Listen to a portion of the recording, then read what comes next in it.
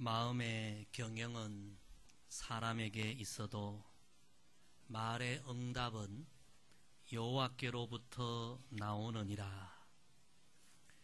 이 말씀을 쉬운 성경에서는 이렇게 번역을 합니다. 마음의 계획은 사람이 세우지만 그 일을 이루시는 분은 여호와이시다. 현대인의 성경에서는 이렇게 번역을 합니다. 계획은 사람이 세우지만 그 결과는 하나님께 달려있다. 성도 여러분, 한 가정과 한 개인, 한 국가와 한 민족의 운명은 사람에게 달린 것이 아닙니다. 결국은 하나님 손에 달려 있습니다. 이 진리를 담은 말씀입니다. 지난 주일 우리는 이 한반도 중심에서 일어난 놀라운 역사적 사건을 목도했습니다. 트럼프 대통령이 미국 대통령 최초로 판문점 군사 분계선을 넘어 북한 땅을 밟았고, 그리고 남한과 북한과 미국 정상이 판문점에서 함께 손을 잡는 장면을 보았습니다. 이 한반도에 이전에 볼 수 없었던 새로운 평화의 바람이 불어오는 역사적인 순간이었습니다. 그런데 성경의 진리는 이러합니다. 마음의 계획은 사람이 세우지만 그 일을 이루시는 분은 여호와이시다. 계획은 사람이 세우지만 그 결과는 하나님께 달려있다. 사람이 모든 일을 계획하고 일을 추진하지만 결국에 이루시는 분은 하나님이라는 이 진리를 우리 성도들은 기억해야 합니다. 사람이 노력하지만 이 한반도의 진정한 평화는 사람에게 달린 것이 아니라 하나님의 손에 달려 있음을 우리는 믿어야 합니다. 그래서 우리는 이 역사적인 일이 한반도의 진정한 평화로 이어질 수 있도록 하나님이 이 한반도 가운데 일해 주시고 하나님이 역사해 주시기를 우리 성도들은 더욱 기도해야 합니다. 하나님이 역사하시고 하나님이 일하시고 하나님의 능력이 임하면 앞으로 이 땅에 우리가 경험하지 못했던 상상할 수 없는 놀라운 일들도 일어날 줄로 믿습니다. 이사야서 41장에 이런 말씀이 있습니다. 내가 헐벗은 산에 강을 내며 골짜기 가운데 샘이 나게 하며 광야가 못이 되게 하며 마른 땅이 샘 근원이 되게 할 것이며 내가 광야에는 백향목과 시띠나무와 화석류와 들감람나무를 심고 사막에는 잣나무와 소나무와 황량목을 함께 두리니 무리가 보고 여호와의 손이 지으신 바요 이스라엘의 거룩한 이가 이것을 창조하신 바인 줄 알며 함께 헤아리며 깨달으리라. 여러분, 이것이 하나님의 역사입니다. 하나님의 능력입니다. 하나님이 일하시고 하나님이 역사하시면 이 땅에 놀라운 일들이 일어나는 것입니다. 성도 여러분, 복된 신앙생활은 이런 하나님의 능력을 체험하는 신앙생활입니다. 여러분 모두가 날마다 하나님의 능력을 체험하는 복된 신앙생활이 되기를 소망합니다. 우리가 우리의 모든 것을 이룰 수 있는 것이 아닙니다. 이루시는 분은 하나님이십니다. 하나님의 능력이 우리의 삶에 임하고 하나님의 역사가 우리의 삶에 임하면 우리는 놀라운 일들을 보게 될 것입니다. 우리 인생이 변화되고 우리 인생이 새로워지고 놀라운 일들을 우리는 체험하게 될 것입니다. 여러분, 무슨 일을 계획하고 있습니까? 무슨 일을 추진하고 있습니까? 여러분의 힘으로 모든 것을 하려고 하지 마시고 하나님의 역사를 구하시고 모든 것을 이루시는 하나님의 능력을 여러분 간구하시기를 바랍니다.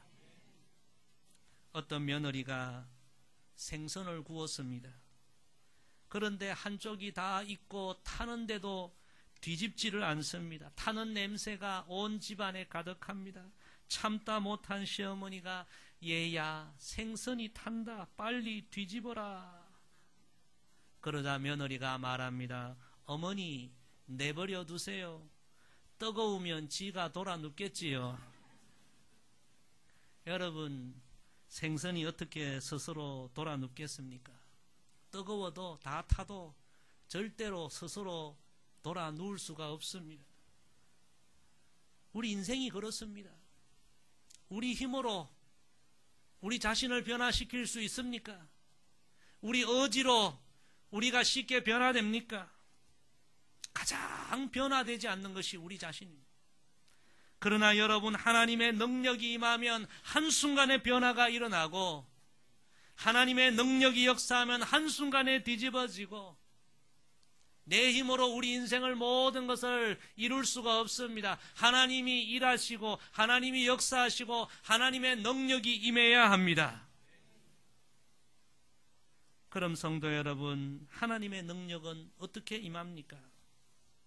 성경의 진리는 이것입니다. 하나님의 능력은 복음, 즉 예수님을 통해서 임한다는 것이 성경의 진리입니다. 따라합시다. 하나님의 능력은 복음, 즉 예수님을 통해서 임합니다. 여러분, 이 진리를 마음에 새기시기를 바랍니다. 내 힘으로 내 자신을 변화시킬 수 없고 우리의 의지로 우리의 인생의 모든 것을 이룰 수 없습니다. 그러나 우리가 예수님을 주로 모시고 믿음으로 살아가면 그 삶에 하나님이 역사하시고 하나님이 일하시고 하나님의 능력이 임하는 줄로 믿습니다. 바울 사도가 바로 그것을 체험했습니다.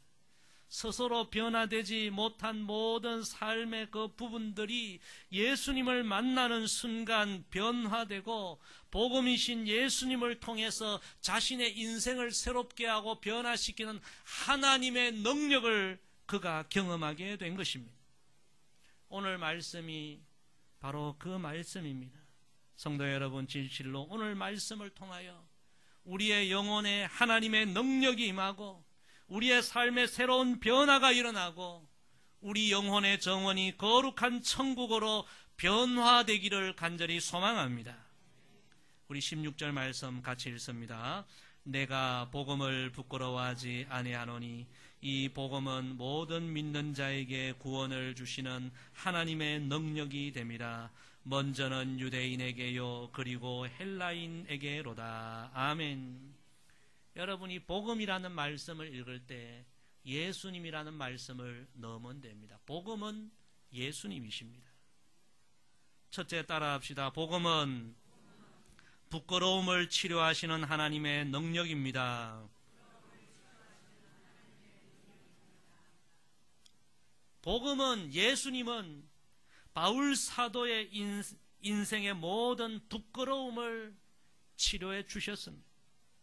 오늘 바울은 이렇게 고백합니다. 내가 복음을 부끄러워하지 아니하노니, 내가 예수님을 부끄러워하지 아니하노니.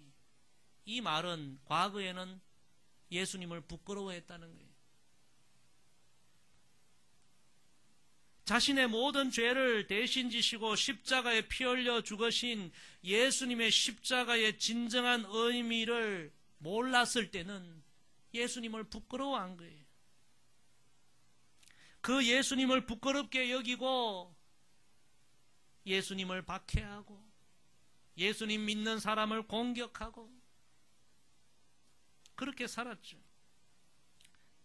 그런데 예수님의 십자가의 의미를 깨닫고 난 이후에 자신의 그 모든 과거가 너무 부끄러운 모습임을 발견하게 된 것입니다.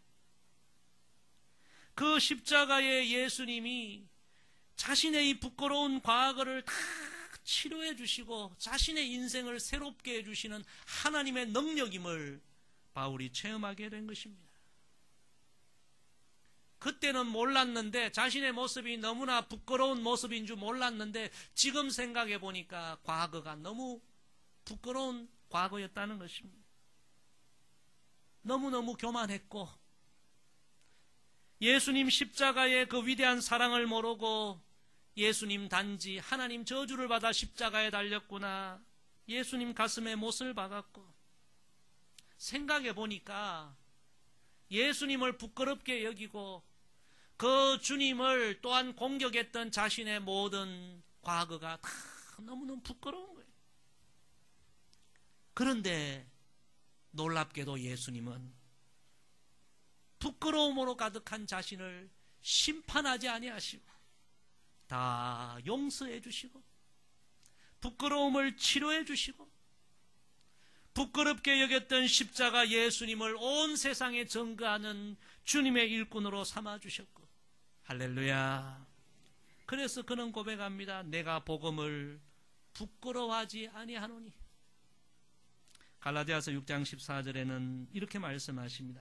그러나 내게는 우리 주 예수 그리스도의 십자가 외에 결코 자랑할 것이 없으니. 부끄럽게 여겼던 십자가의 예수님이 이제는 자신의 인생에 자랑스러운 분이 되고 자랑거리가 되었다는 것입니다. 자신의 부끄러운 과거를 십자가로 치료해 주신 그 예수님을 자랑하고 온 세상에 전하게 되었다는 것입니다.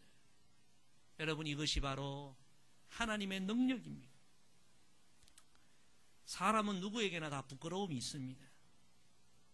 감추고 싶고 숨기고 싶고 그 일이 드러나면 너무 부끄럽고, 우리의 삶에 누구나 부끄러운 부분이 있습니다. 요즘 TV 광고 보니까 그런 광고가 있더라고요. 아침에 버스로 출근하는 아가씨가 너무 아침 시간 졸리고 피곤해서 잠깐 졸다가 탁 잠을 깼는데 조는 순간 자기도 모르게 입에서 침이 쭉 흘러가지고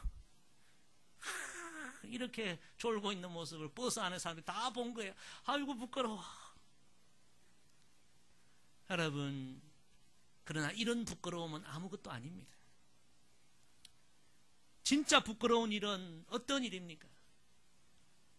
이 일은 내가 꼭 숨기고 싶은데, 감추고 싶은데, 그런 것이 들통이 날 때, 가족들에게 이 일만큼은 내가 숨기고 싶은데 들통이 날 때, 주변 사람들이 그 사람 참 괜찮은 사람이야, 좋은 사람이야, 그렇게 생각하고 있었는데 너무나 부끄러운 과거가 그들에게 들통날 때 너무 부끄러운 거죠. 숨기고 싶은 과거의 상처, 과거의 실수, 과거의 추함, 과거의 잘못. 그런데 여러분, 사람은 그것을 다 숨길 수가 없습니다. 들통이 날 때가 있죠. 너무 부끄러운 거예요. 내 인생의 그 부분만큼은 내가 싹 지우고 싶은데 인생은 지우개가 없어. 지울 수가 없어요. 성도 여러분, 우리 예수님은 우리 인생의 어떤 부끄러운 부분도 다 치료해 주시는 하나님의 능력임을 여러분 믿으시기를 바랍니다. 우리의 너무너무 부끄러운 그 부분을 우리 예수님은 십자가에서 우리의 부끄러움과 수치를 대신 담당하시고, 내가 너희의 부끄러운 부분을 다 담당했다. 너는 이제 자유인이다. 예수님 십자가로 우리의 부끄러운 부분을 다 치료해 주셨습니다. 성도 여러분, 십자가를 바라볼 때마다 우리는 고백해야 합니다. 예수님의 십자가는 우리의 모든 부끄러움을 치료해 주시는 하나님의 능력입니다. 할렐루야. 여러분, 여러분의 인생의 길에 아직도 치료되지 못한 인생의 어떤 부끄러운 면이 있습니까? 숨기고 싶고 지우고 싶고, 예수님 십자가 앞으로 다시 나아가십시오. 예수님은 그 놀라운 십자가로 우리의 부끄러움을 다 치료해 주신다는 사실을 여러분 믿으시기를 바랍니다. 복음성 가운데 이런 찬양이 있습니다. 언제나 내 모습 너무나 부끄러워. 물어보러 주님께 기도로 가오니 나 홀로 서 있는 죽은 내 영 깨우사 주님만 나를 세워 내 영 살게 하소서. 주님 내 안에, 주님 내 안에, 내 안에 계시고 주님 내 안에, 주님 내 안에 나를 세워 주소서.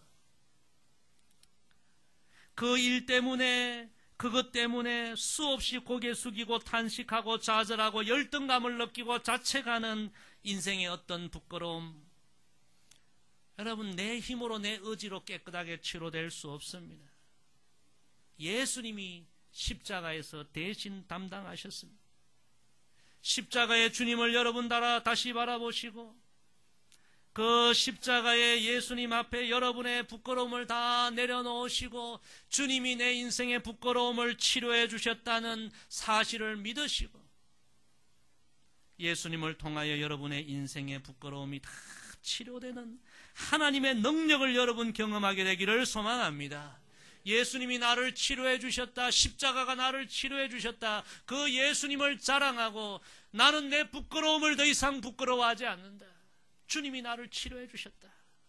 주님을 자랑하는 우리의 신앙생활이 되기를 주의 이름으로 간절히 부탁을 드립니다.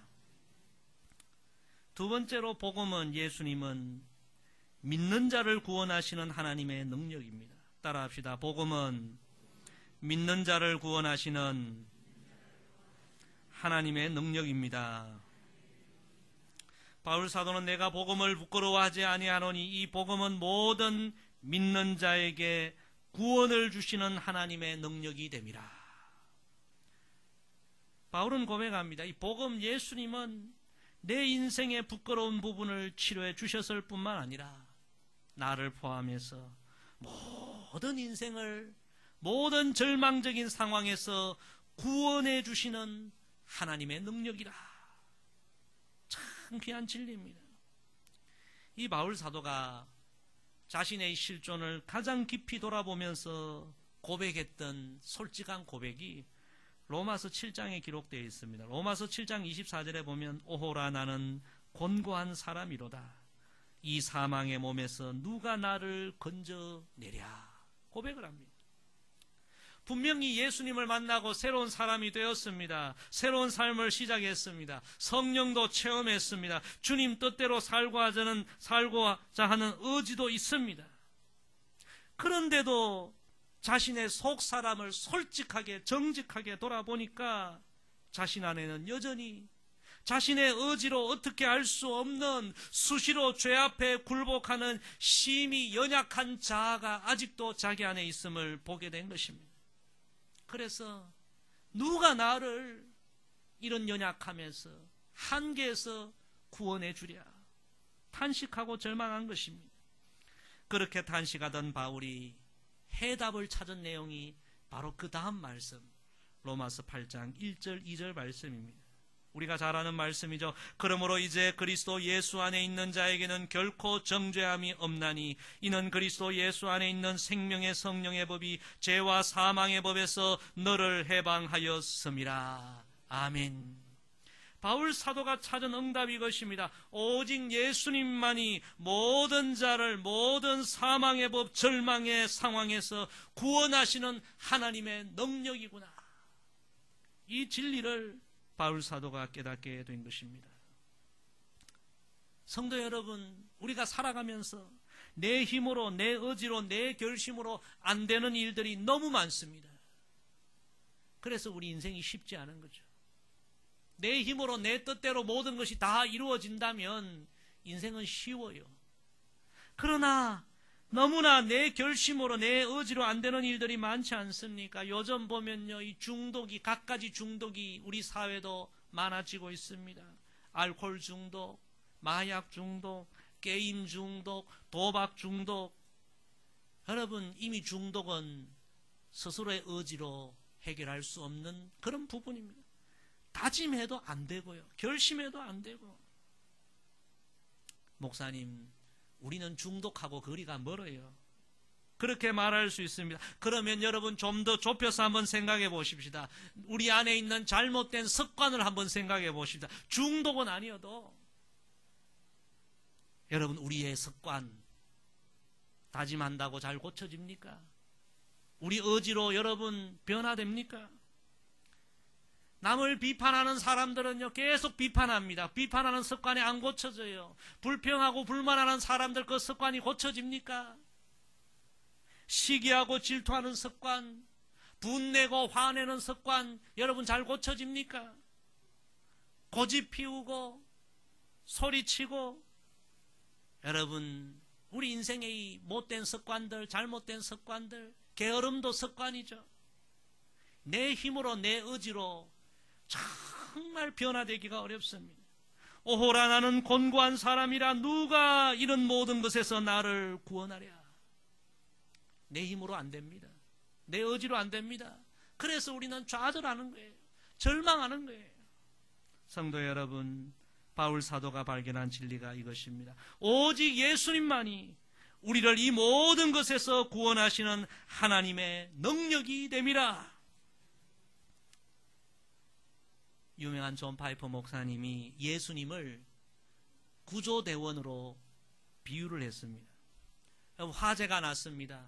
한 사람이 그 불 속에 갇혀서 질식하여 쓰러졌습니다.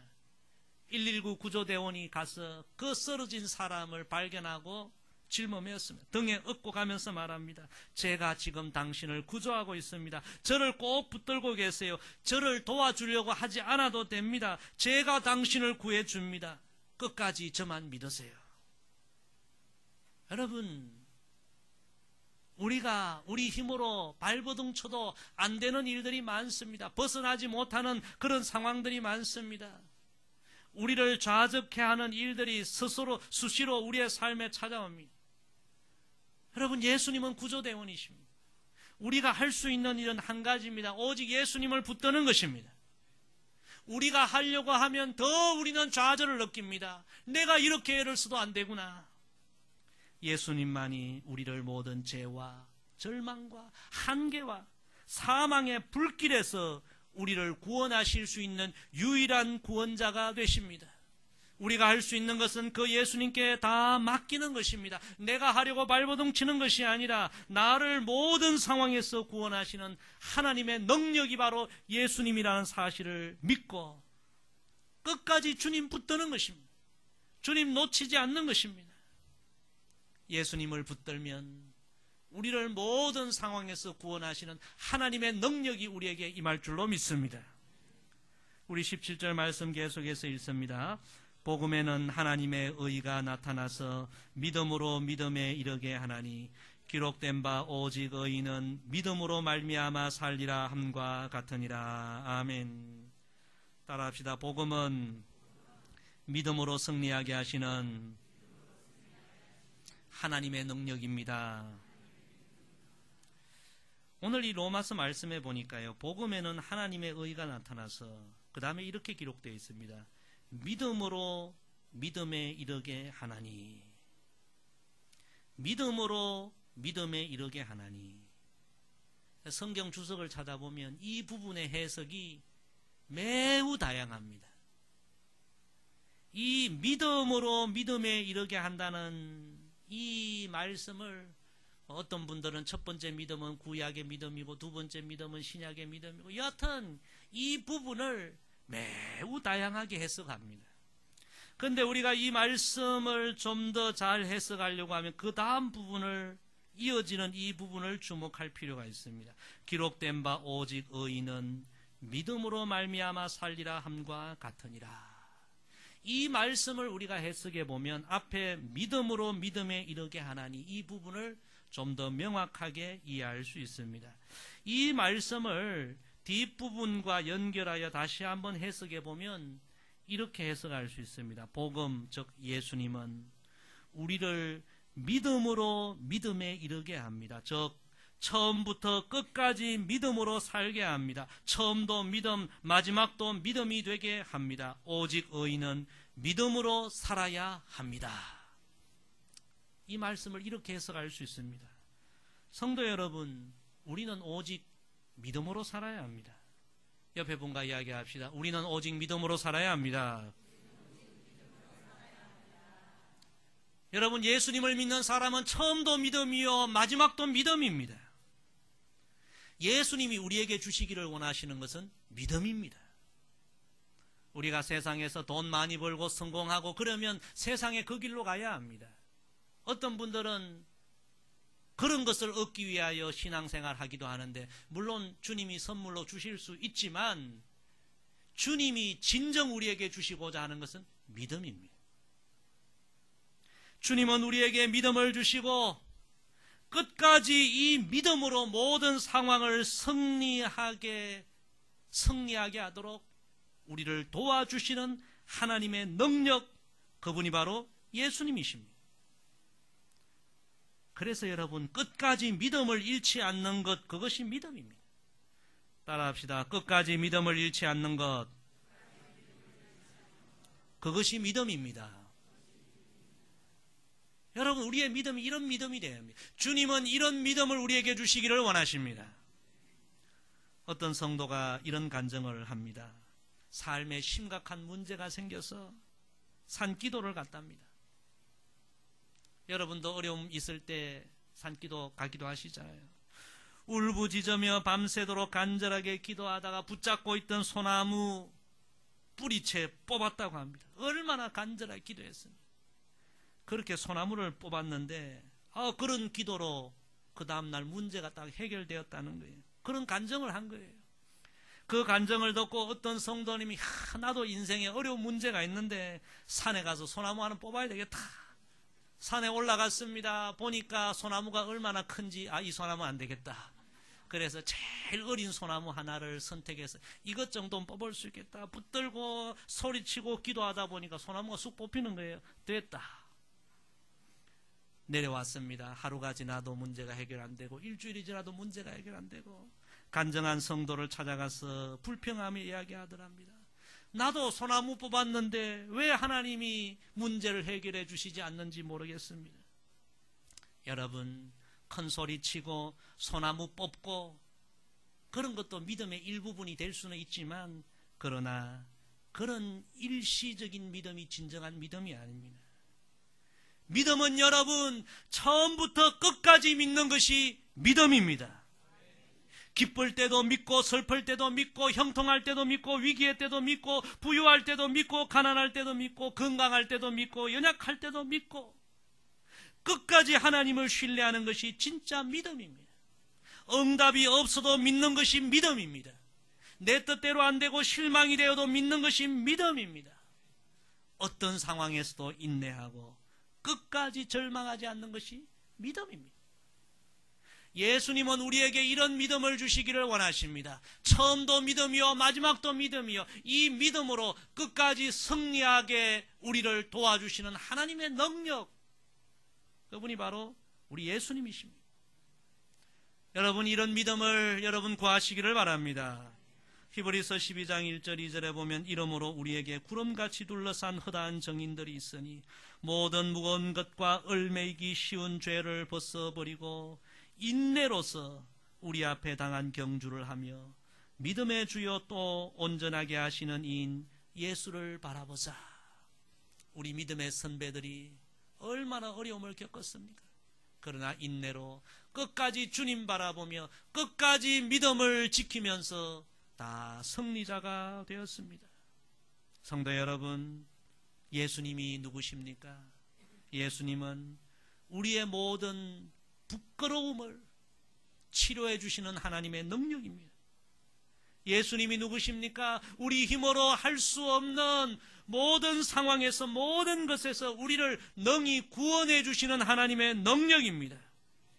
예수님은 우리에게 믿음을 주십니다. 끝까지 믿음으로 우리를 승리하게 하시는 하나님의 능력입니다. 하나님의 능력은 오늘도 예수님을 통해서만 우리에게 임합니다.